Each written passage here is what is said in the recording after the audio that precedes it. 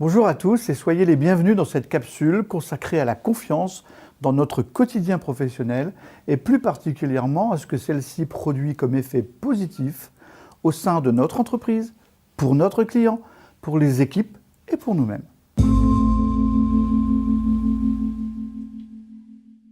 J'ai une première question pour vous.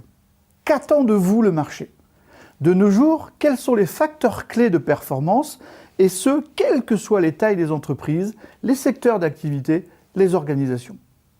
En répondant à cette question, nous comprenons immédiatement dans quelle mesure l'instauration de la confiance dans les relations au sein de nos entreprises et organisations est un élément indispensable à la performance.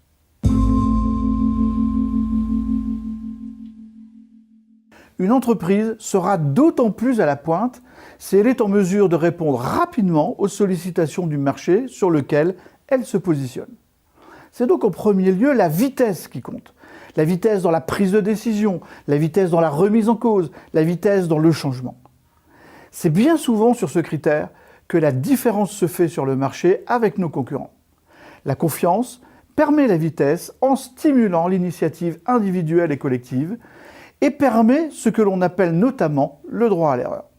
Un exemple concret, malgré des millions de dollars investis dans la recherche et le développement, dans le but de mettre au point le premier aéroplane, ce sont les frères Wright qui réalisèrent en 1903 le premier vol motorisé.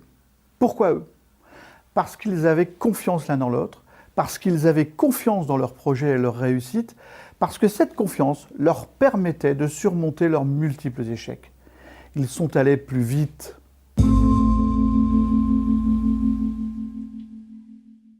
Seconde attente du marché, l'agilité ou la réactivité. La confiance permet de se remettre en cause à chaque instant, en osant être créatif et innovant. J'adore l'idée que c'est toujours celui qui fait qui sait.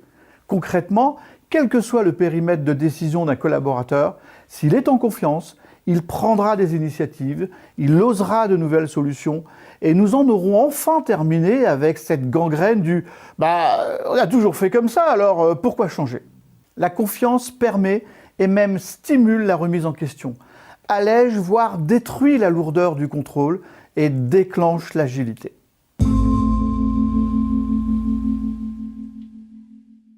Et enfin, vous l'attendez tous, le troisième bénéfice direct à se faire pleinement confiance dans le monde professionnel. Il s'agit de l'autonomie.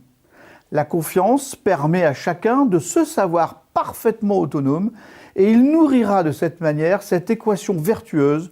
Plus on me fait confiance, plus je gagne en autonomie et plus je suis en confiance. En prenant de la hauteur sur notre métier de manager, nous conviendrons aisément que la quête ultime d'un manager est de parvenir à sa parfaite inutilité. Pour cela, il n'a d'obsession que de permettre à chacun de ses collaborateurs de cheminer vers leur non moins parfaite autonomie. C'est à cette condition, et à elle seule, que nous devrons à l'avenir le succès économique de nos entreprises.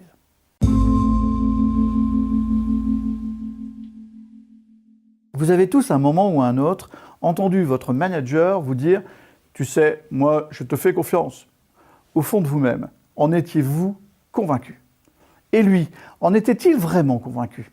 Plus on parle de confiance dans l'entreprise, plus on multiplie les contrôles. S'il ne s'agit pas ici de prôner l'absence totale de contrôle, convenons qu'à minima, on pourrait en diminuer le poids et l'influence. Partons aussi du principe avéré que le contrôle coûte toujours plus cher à l'entreprise que la confiance. C'est la mode depuis quelques années de parler des entreprises dites libérées ou ouvertes.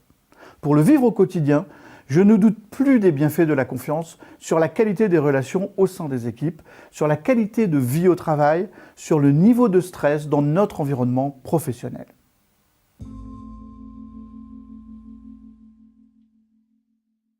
Je n'omets pas pour autant de rappeler que la confiance induit des notions de risque et de responsabilité. Et rappelle assez souvent dans mes interventions chez nos clients qu'il ne suffit pas de mettre un baby-foot ou un billard, des fauteuils en couleur et d'aménager des salles de pause zen pour garantir le bien-être de chaque salarié dans son environnement de travail. Mais assurément, se faire confiance coûtera toujours moins cher et sera davantage efficace et durable. La question qui se pose alors immédiatement est celle du « comment on fait ?» Mais ça, c'est une autre histoire. Merci et à bientôt.